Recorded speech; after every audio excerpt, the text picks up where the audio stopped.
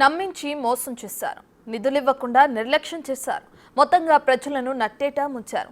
ఇవి కేంద్ర బడ్జెట్ విషయంలో తెలంగాణ కాంగ్రెస్ నేతలు బీజేపీపై చేస్తున్న విమర్శలు, ఆరోపణలు.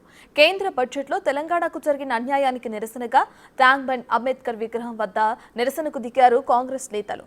టీపీసీసీ చీఫ్ మహేష్ కుమార్ గౌడ్తో సహా అనేక మంది మంత్రులు, ఎమ్మెల్యేలు, కాంగ్రెస్ సీనియర్ నేతలు ఈ ధర్నా కార్యక్రమంలో పాల్గొన్నారు.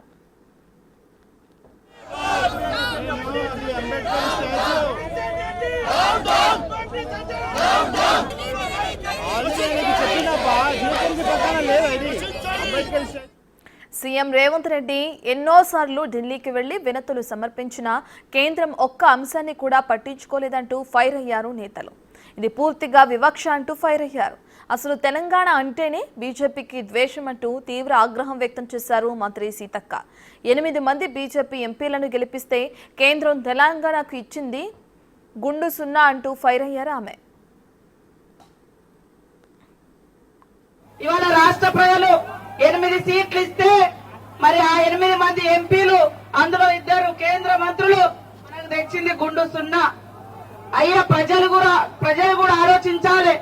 కాంగ్రెస్ ప్రభుత్వం ఇచ్చినటువంటి హామీలను అమలు చేస్తూ 7 లక్షల కోట్ల అప్పులో ఉండి కూడా మరి అభివృద్ధిని, సంక్షేమాన్ని జోడెద్దుల్లాగా నడిపిస్తుంటే మరి ఇక్కడ నుంచి మనం వాళ్ళు ఇచ్చిన అక్షింతలు, అయోధ్య నుంచి అక్షింతలు వచ్చినాయి అని చెప్తే అక్షింతలకు ఓట్లేసి 8 మంది ఎంపీలను చేస్తే అభివృద్ధికి ఇచ్చింది ఏంటి? సున్నా, గుండు సున్నా. అక్షింతలు కాదు, అభివృద్ధికి నిధులు ఇవ్వాలని ఈ సందర్భంగా డిమాండ్ చేస్తా ఉన్నాం. తెలంగాణకు అన్యాయం చేయడం కేంద్రానికి అలవాటుగా మారిందన్నారు కాంగ్రెస్ నేతలు. ఇక్కడి నుంచి వచ్చే ఆదాయం కావాలి కానీ ఇక్కడి అభివృద్ధి కోసం నిధులు మాత్రం కేటాయించరంటూ ఫైర్ అయ్యారు. తెలంగాణ ప్రజలు ఎన్ని రకాల పనులు పడుతుంటే తెలంగాణ ఈ రాష్ట్రం దేశంలో నూతనంగా ఏర్పడిన 29 రాష్ట్రం అయితే గత ప్రభుత్వాలు కేంద్రాన్ని నిధులు అడుగుతలేవని ఒక కారణంతో నిర్లక్ష్యం చేశారు. కానీ ఇప్పుడు గౌరవ ముఖ్యమంత్రి గారు, మంత్రులు, ప్రభుత్వ పక్షాల ఎంపీలు ప్రధానమంత్రి దగ్గర నుంచి కింది దాకా తిరుగుతా ఉన్నాం. తెలంగాణకు ఎందుకు నిధులు ఇవ్వరు? తెలంగాణ అంటే ఎందుకు వివక్ష? కాంగ్రెస్ ప్రభుత్వం ఉంటే ఫెడరల్ సిస్టమ్ లో ప్రజాస్వామికంగా రాష్ట్రాలు అన్ని కలిస్తేనే ఒక యూనియన్ గవర్నమెంట్. అటువంటిది తెలంగాణకు వివక్ష చూపెడితే చూస్తూ ఊరుకోవడానికి తెలంగాణ ప్రభుత్వం సిద్ధంగా. కేంద్ర బడ్జెట్లో వరుసగా 11 సంవత్సరాల నుంచి తెలంగాణకు అన్యాయం చేస్తుంది.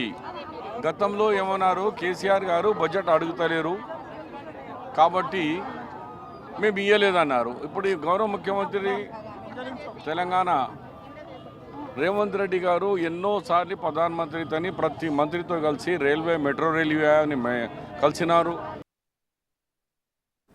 గతంలో అడగలేదు కాబట్టి ఇవ్వలేదంటూ సాకులు చెప్పిన కేంద్రం ఈసారి అడిగినా ఎందుకు ప్రాజెక్టులు నిధులు కేటాయించలేదని ప్రశ్నించారు కాంగ్రెస్ నేత సామ రామ్మోహన్ రెడ్డి.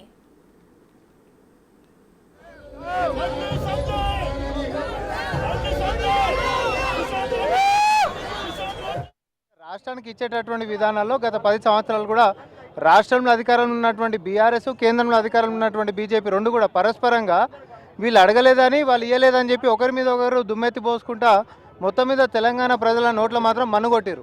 కానీ ప్రజాప్రభుత్వం వచ్చిన తర్వాత రాష్ట్రానికి కావాల్సినటువంటి నిధులైనా లేకపోతే విజ్ఞప్తుల మేరకు కూడా స్వయాన ముఖ్యమంత్రి గారు పోయి ప్రధానమంత్రి గారికి, అదేవిధంగా అందరు మంత్రులకు కూడా వినతి పత్రాలు ఇచ్చినప్పటికీ కూడా మరి మొండి చేతి చూపించినటువంటి వైఖరికి మనము భిన్నంగా ఈరోజు తెలంగాణ మొత్తంలో కూడా మనకి రావాల్సినటువంటి హక్కు మనం అడిగినటువంటిది ఏంటండి?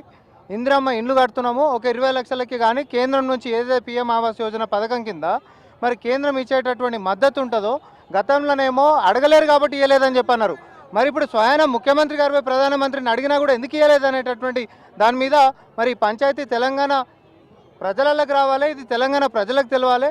కేంద్రం అనేటటువంటిది తెలంగాణకు ఎప్పుడు కూడా మొండి చేయి చూపిస్తుంది అనేటటువంటి దాన్ని ఎక్స్పోజ్ చేయడానికనే ఈ యొక్క నిరసన కార్యక్రమాలు చేస్తారు.